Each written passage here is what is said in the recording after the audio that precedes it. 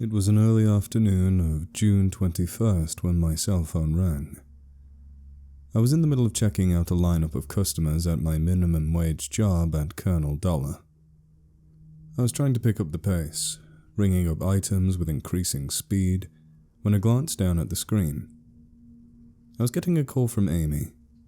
I blinked twice and did a double take. Instead of letting the call go to voicemail like a reasonable person, I tucked the phone between my shoulder and cheek as I continued my duties. "Hey, Amy," I began, the customer in front of the counter rolling her eyes in impatience. "What's up?" "Hello, Keystone Pizza? I'd like to order 2 large pizzas." I must have been temporarily physically stunned, because my attempt at multitasking had completely broken down. I inadvertently scanned the same item twice. "Amy, what are you—" Amy's voice interrupted me quickly. "Oh, and do you have the special deal for today?" My fingers fumbled at the cash register's buttons as my mind changed gears. We have a special discount on 2 large pizzas." "Great, I'll have 2 extra cheese pizzas. Do you deliver?" I somehow finished the transaction in front of me and wished the customer a nice day. I stood in silence for a bit as I debated how to respond to Amy. It's going to take about 10 hours at least. I'm still at work." "You deliver? Great!" She gave me her address, which I quickly jotted down on a piece of receipt paper. We exchanged our goodbyes and hung up. I took a moment to compose myself after that bizarre phone call, then called up the next customer, apologizing for the delay. A few minutes later, just as the queue was dwindling to its last, my friend Pete strolled in through the automatic sliding door. He was tall and skinny, his normally pale skin on his face, arms and legs burnt a shade of red under his summer shirt and shorts, a pair of oversized sunglasses covering his eyes, sipping a large blue raspberry slush. I called Pete over and he came to me, stood behind the counter, leaning on the cigarette cabinet and slurping his drink. The customers looked at him funny, but didn't say anything. "Man, I just got the weirdest phone call," I told Pete, bringing up and bagging items at a personal record pace. It was from Amy. Pete pushed up his shoulders and shook his head. "Who's Amy?" "She was one of my friends a while back, but I haven't heard from her in like 2 years. She called me up all of a sudden trying to order pizza?" Pete's right eyebrow raised and he peeled off his sunglasses. "And you're not friends anymore?" "Well, I guess so. A couple of years back she met this guy from Tennessee, and when he went back she went with him." Pete's eyes widened. "Tennessee? Oh my god!" I was caught a little off guard by his reaction. "What's wrong with Tennessee?" Pete put one hand on his head, and his tone became sharper and more concerned. "Dude, don't you see what's happening here?" I looked up at him and grimaced. "We gotta go. Right now. Right now." Pete slapped the counter for emphasis. The old lady in front of the counter jumped. "Pete, stop. I have like 4 hours left in my shift. Chill out." Pete wasn't about to settle down. He grabbed the plastic ruler that was attached to the men's room key and rapped it loudly on the counter. "Attention!"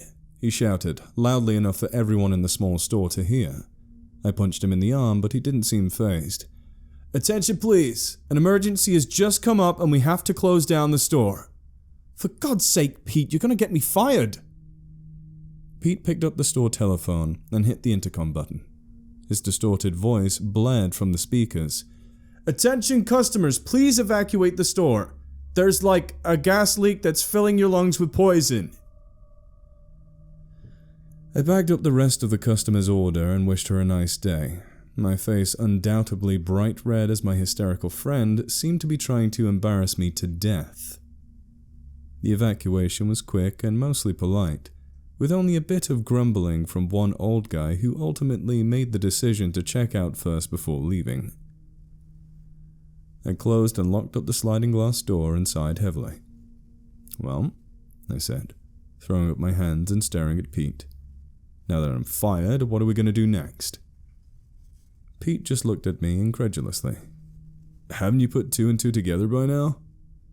He searched for a hint of dawning revelation on my face and found none. "We're gonna deliver a pizza." "Oh, so we're just gonna drive 500 miles. I'll drive 500 miles. I'll drive 500 more. "Why are you like this?" I sighed, pinching the bridge of my nose as I leaned on the counter. "I heard about a story just like this. A woman was in a bad situation, like a hostage situation. So she called 911, but someone was listening in on her. So she pretended that she was calling to order a pizza." "Okay," I started, shaking my head, furrowing my brow. "So why didn't Amy call 911 in that case?" Pete's eyes darted around as if wild in thought. "Maybe someone's keeping track of her calls." His eyes widened further. "Maybe it's something the cops can't handle. Think about it. Why would she call specifically you out of all people? Maybe she realized she made a mistake and finally wants to be with me?" Pete laughed unusually loud and long. "I swear, Rob, you should really become a comedian." I folded my arms and pressed my lips tightly, refusing to comment. After some back and forth, we finally agreed to go, exiting out the back door. I drove my car home, and Pete picked me up in his car. I hopped in the passenger seat and showed him that I had picked up a few snacks and drinks, and he showed me what he had brought. "A gun?" I said incredulously, as a wide grin spread across his face while patting the holstered weapon sitting between us. He exhaled. "Yeah, of course. This is a rescue mission after all." "I don't think that's going to be necessary." He shook his head dismissively. "My brother in Christ, when things hit the fan, you're gonna want a tool to even the odds." "Whatever, let's just get going. We've got a long day ahead of us." Cruising down the road at 80 miles per hour, I looked down at my phone for what seemed like the 100th time. It was my boss calling me again. He had been blowing up my phone for so long I had turned the ringer to silent. "Is it Amy?" Pete asked, his tongue sticking out as if exerting a lot of energy into his task. He seemed to be concentrating very hard on driving. "No, she still hasn't called yet." I checked my call logs for the time of her last call. "It's been over an hour, should I call her back?" Pete clumsily slapped my phone. "Absolutely not. Might arouse suspicion. Whoever's holding her hostage will figure us out." "I think I should call her back," I started, tapping my phone screen. After all, wouldn't they be more suspicious if she ordered a pizza and nothing came? Pete pointed to the vehicle in front of us. "Look, we started a convoy." I made up my mind and called Amy back. It only rang one time before she answered. "Hello?" I disguised my voice by holding my nose, quickly realizing that disguising my voice didn't make any sense, but kept my nose held anyway. Hello. This is Keystone Pizza. I've called to tell you that unfortunately we are all out of, pizza." Amy was silent for several seconds, finally responding with, "Oh." Pete spoke up into my phone with a fake Italian accent. "But hey, if you wanna wait another 4 hours, we'll have a nice fresh pizza for you. Mamma mia!" I stared at him wide-eyed and mouthed the words, "Oh my God." Amy spoke up. "So you're still coming, right?" "Absolutely," I said. "So be ready for us when we arrive." I could hear the smile in Amy's voice. "All right, sounds good. Thank you." As I hung up, Pete backhanded me in the humorous, "What the hell did I tell you? I called it. This is a rescue mission." I stared out of the window, watching the scenery fly by.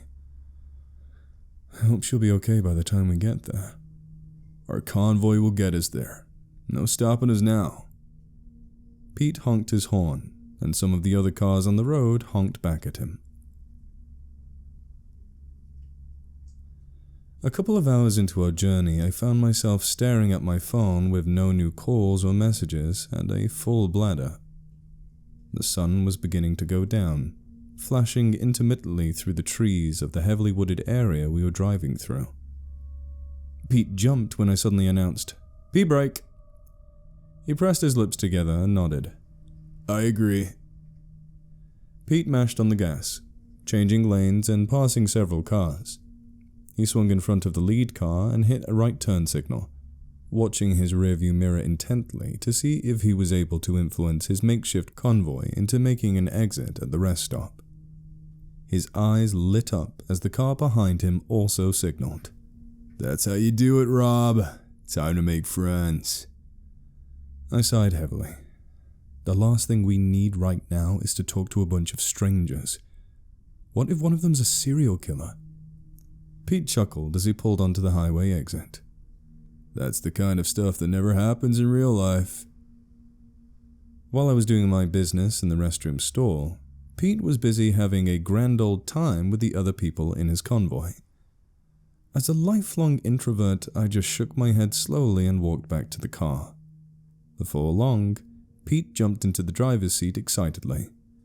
"Well, I didn't recruit any backup, but I did score some weed." "Perfect," I said flatly as I looked out the window and pressed my fingers to my forehead. "By the way, while we're here, do we need any more guns?" I did a double take. "What?" I took a breath. "Let's just get on the road. We've still got a good ways to go, and I don't think you're taking this situation very seriously." As Pete pulled out of the parking spot, he rebutted. "Seriousness means preparation. I'm coming in armed. If anything, I think you're not taking this situation seriously enough." "I guess it's your mission then. I'm just along for the ride." We were both silent for a long time.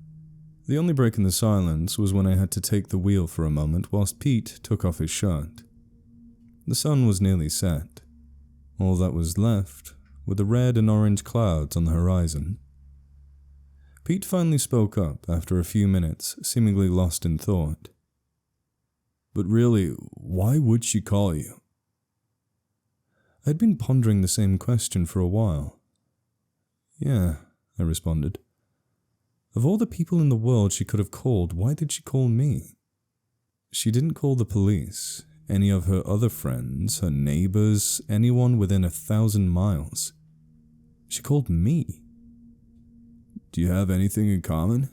Is there some kind of shared interest? Maybe there's something she thought you would understand better than anyone else." I frowned. I didn't want to have to admit that every attempt I had made to connect with Amy had failed. None of our interests ever lined up. She would feign interest in something I would tell her once in a while, and it usually took me a few minutes to figure out she was just humoring me to be polite. I thought she might have been interested in cryptozoology at one point.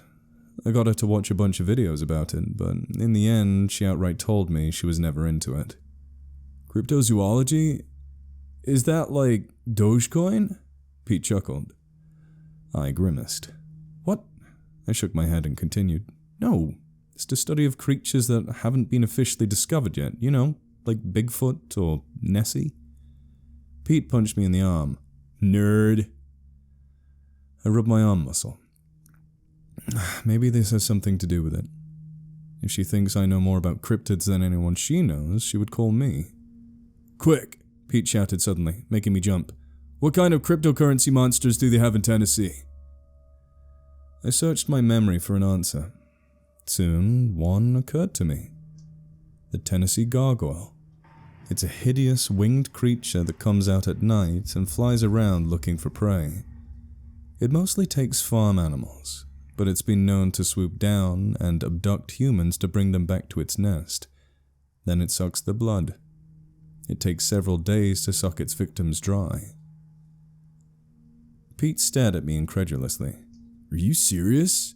You think Amy's been abducted by a vampire gargoyle?" I shrugged and looked down at my feet. "I don't know. Just saying we shouldn't rule it out," I said, my voice low and mumbling. "But if it does turn out to be a gargoyle, its weakness is light. Keep a flashlight handy." It was shaping up to be a slow night on the highway. We seemed to be the only car on the road for miles. The only headlights came from the opposite side of the divided road. "Just a little while longer," he said, waking me from my half-sleep trance. I glanced at my phone. No texts or calls. I looked up our location on the GPS. We'd made pretty good time. I started dialing and made a phone call. Pete saw me make a call and asked, "Who are you calling now?" I put my hand over my phone's microphone. "I'm ordering a pizza." "Great idea, I'm starving." I shook my head. "It's not for us." 15 minutes later, we pulled into the pizza place. Pete got out of the car and groaned loudly as he stretched. I cautiously exited the vehicle, looking up into the sky and watching for any dark figure that might be gargoyle-shaped. We retrieved the pizza and sat back down in the car, the heat from the box on my lap already scorching my legs. "Alright, here's the plan," Pete began, making exaggerated hand gestures as he spoke. "I'll go to the front door and distract whoever answers the door with the pizza. You go around the back and get Amy.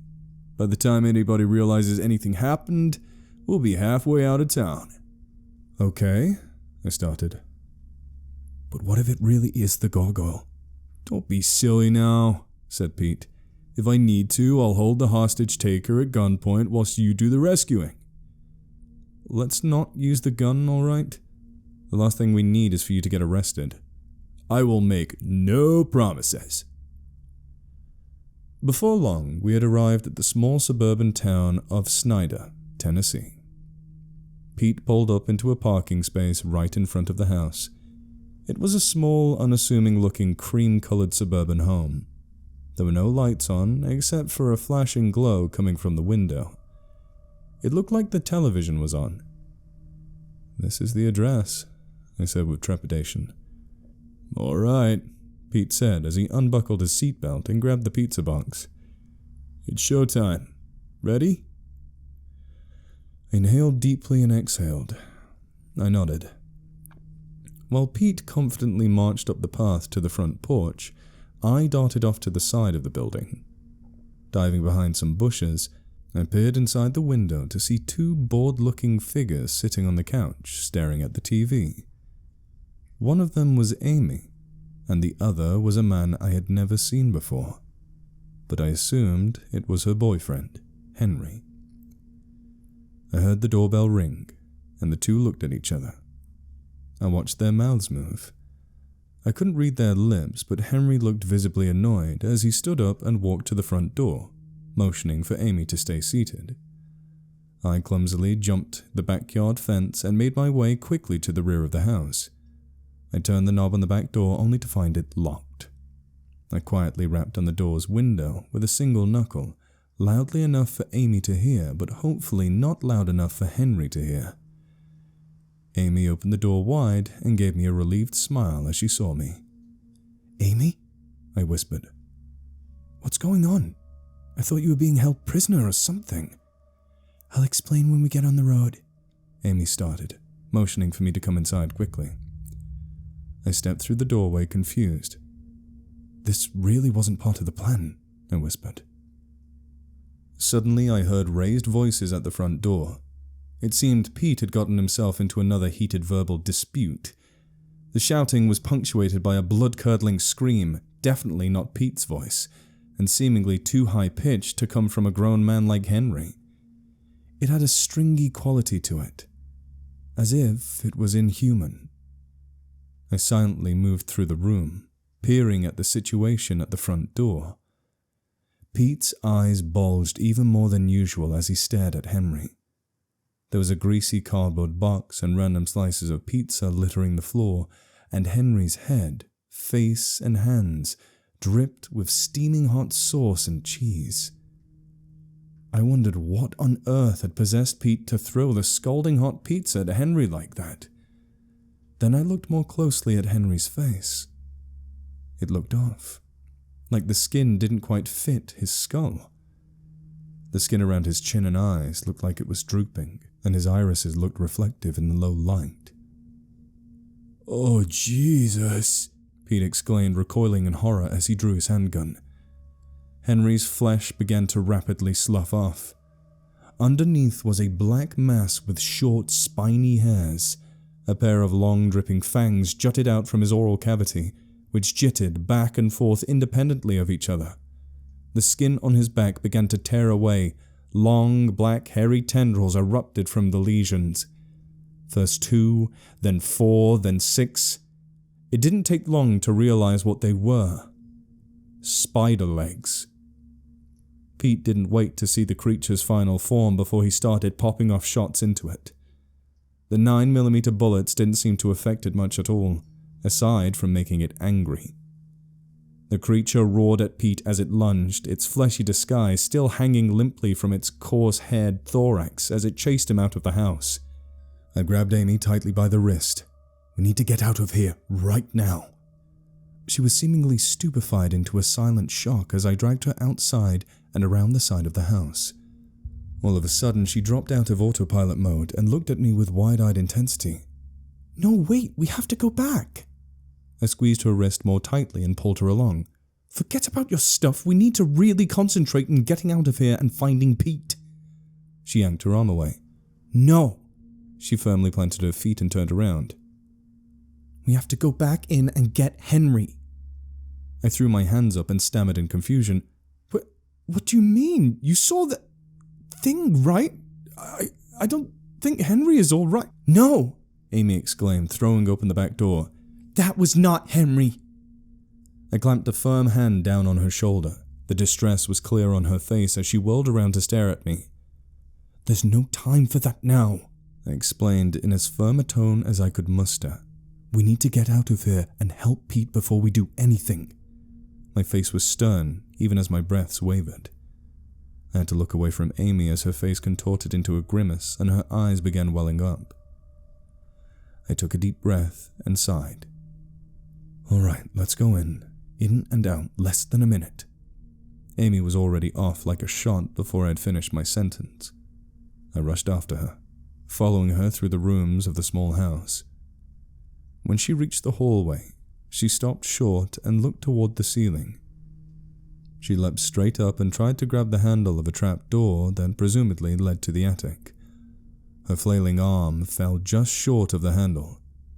She turned to me and stepped aside. "Could you try?" I stepped under the trap door. Having about a 4-inch height advantage and a higher reach, I jumped and grabbed the handle with little difficulty, pulling the door almost down onto my head. A folding wooden stair spilled out, the bottom resting on the floor. Hot, dry air billowed from the doorway, pulled down with the motion of the stair. Tiny black spiders crawled all over the stair, falling to the floor. Everything was covered in thick cobwebs that stuck fast to every surface, including our skin. "Oh my God," Amy gasped as she stared up into the attic, placing her foot on the first step of the stair. "Henry's up there?" I asked, dreading the answer. "I think that's where it's keeping him," Amy answered. She began to ascend the stair, violently knocking away any spiders with her hand. I followed right behind her and shook my head in disbelief. Exactly how long has this been going on anyway? The attic was unrecognizable. Everything in it was covered in a sea of webbing. I imagined that what we saw there was what the inside of a silk cocoon looks like. Some lumps were visible in the web, probably some of the items in the storage long since webbed over. We both got down onto our hands and knees, brushing away sticky silk strands with both hands, pulling out various items from the mess. Tiny spiders crawled up our arms and all over our backs and heads. Before long, Amy's hand had brushed up against something different. "Henry?" She frantically tugged at his clothing to try and free him from the web. I lunged over to her and began to slip my hands under Henry's motionless body when we heard the front door slam shut. Amy and I stared at each other wordlessly, sweat dripping down from our foreheads and stinging our wide eyes. We remained silent and motionless as we listened to footsteps rapidly approaching. I grabbed an armful of webbing and threw it over us like a blanket. The heat underneath was almost unbearable, but it was certainly better than being eaten alive by a monster. Amy and I dared not breathe as the footsteps quickly ascended the foldable staircase to the attic and suddenly stopped. For a while, there was utter silence. Then I suddenly felt a crushing pain in my hand. I didn't yell out, but I did sharply inhale a lungful of dust and went into a loud coughing fit. "Jesus Christ!" I heard Pete yell as he stumbled backward and fell on his butt. I threw off the blanket of webbing and saw Pete sitting in an awkward position on the floor, clutching his chest, looking like he just saw a ghost. "What are you doing? Trying to scare me to death?" "We thought it was that thing coming back," Amy explained. "You stepped on my hand," I said as I rubbed my aching digits. "Anyway, good thing you're here. We need to haul Henry out of here as quick as we can." Pete quickly set to work, pulling Henry's legs free from the webbing. Amy cleared Henry's head and face, cradling his head in her lap. He looked deathly pale, and his breathing was so shallow it was almost imperceptible. She wept softly as she stroked his hair. "Don't worry, we're almost out of here," she whispered. Amy suddenly looked up at Pete. "Wait, where did the monster go?" Pete shrugged. "I was just bucking it down the road at full speed, running away from that thing, and it suddenly stopped following me and wandered off." "That's incredibly reassuring," I quipped as I slipped my arms under Henry's shoulders and scooped up his top half. Pete followed my lead and grabbed his legs. The only light in the room, aside from the light coming up from the trap door, was from the outside street lamps, shining dimly through a small attic window and obscured through thick cobwebs. As we hurriedly and clumsily dragged Henry's heavy body down towards the trap door, the room suddenly darkened. Something outside the window was obscuring the light. Amy looked down and saw the shadow cast on the floor and gasped. It was the shape of a giant arachnid. "It's back!" Amy shouted, nearly stumbling out of the attic door as she recoiled. There was a muffled sound of shattering glass, and a horrifyingly high-pitched scream as the spider monster lunged through the window and ripped through the webbing as if it was tissue paper. Pete unceremoniously dropped Henry's legs immediately and pulled the handgun he had holstered in the waist of his pants. He fired 3 rounds in quick succession at the beast, which only seemed to anger it once again. With a quickness that seemed unnatural for a creature of that size, it leapt on top of Pete, knocking him to the floor. He screamed, throwing his arms up to protect his face. I had already set Henry's head down as gently as I could given the circumstances, but he still got a solid thump. I kicked the thing in the head as hard as I could, over and over, even as it sunk its fangs deeply into Pete's forearm, blood beginning to spatter and stain the formerly pristine silk in the room. Amy jumped on top of the beast's head, bashing at its multiple eyes with her fists. This seemed to deter the creature, as it screeched and reared up. Amy lost her balance and fell off, landing flat on her back. The creature changed its focus to Amy, bringing one of its 8 hairy legs down with all its weight into her chest, knocking the wind right out of her. I rammed into it with all my might, plowing my shoulder into its hard carapace, causing it to stumble back slightly. Turns out, it's quite difficult to knock a creature with 8 legs off of balance for very long. Pete had searched the webbing on the floor frantically, feeling around for his gun. As soon as he found it, he brought it up and tried to steady his quivering arm. Finally, he squeezed off a single round. The bullet penetrated one of the creature's many eyes. A thick, green pus started erupting from the ruined socket. It made the loudest shriek I had ever heard in my entire life before quickly retreating out of the window, leaving a trail of a mixture of thick spider blood and dark eyeball goop. Pete and I stood there, wide-eyed, panting heavily, sweat gushing from every pore. Blood dripped from the punctures on Pete's arm. Amy laid on the floor, painfully gasping to refill her lungs with air. "We need to get out of here. Right now," I said as I surveyed the state of our party. Pete and I carefully and painfully maneuvered Henry's still unconscious body down the stairs, out of the house, and situated him in the back seat of the car. Amy slowly recovered and stood up, but suddenly gasped and leaned forward, clutching the side of her chest. "I think I broke a rib," Amy said weakly as she gingerly made her way into Pete's vehicle. Pete climbed into the passenger seat, and I took the driver's seat, as I seemed to be the least injured. I sighed heavily. We made it, guys. Next stop, the hospital. We exchanged weak smiles as I fired up the engine. The moment the car roared to life, a giant black figure leaped out of the bushes behind us and dashed towards the rear of the car with horrific speed, its fangs dripping with blood. "You've got to be kidding me!" I complained as I threw the vehicle into gear, jamming on the gas. To my surprise, and probably everyone else's, the car sped backward, ramming the creature in the head with a sickening crunch. I then put the pedal to the metal, tires squealing and smoking as it fought against the size and weight of the creature. The hideous scream of the beast overtook the squeal of the tires as it flailed all of its legs at once, its head seemingly stuck underneath the vehicle. Finally, the rear of the car bounced upwards as if hitting a speed bump, and came down hard as the spider thing's head was pulled underneath the rear wheel and exploded in a shower of green gore, splattering both lanes of the road. The limbs stopped flailing wildly, now only twitching on occasion. We all looked at each other wordlessly. I put the car into drive. The journey to the hospital was uneventful.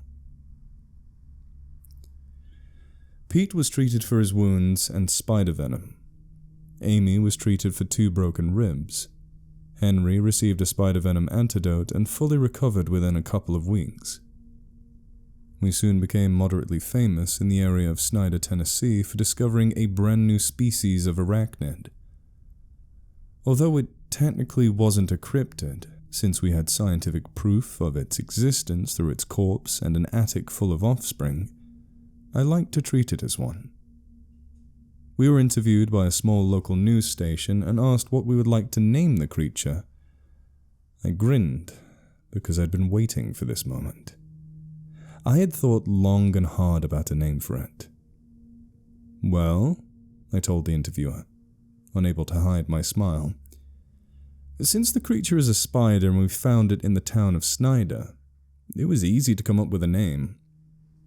I looked over to Pete, who was standing next to me, his forearm still bandaged. I wondered if he was thinking the same thing I was thinking. Pete blurted out, "The big 8-legger." I did a shocked double-take and mouthed, "No!" The story was broadcast later that night, and the big 8-legger became moderately popular afterwards. It trended on cryptid forums and horror websites for at least 2 weeks. Meanwhile, I got fired from my job and didn't get the girl. Oh well, maybe next time.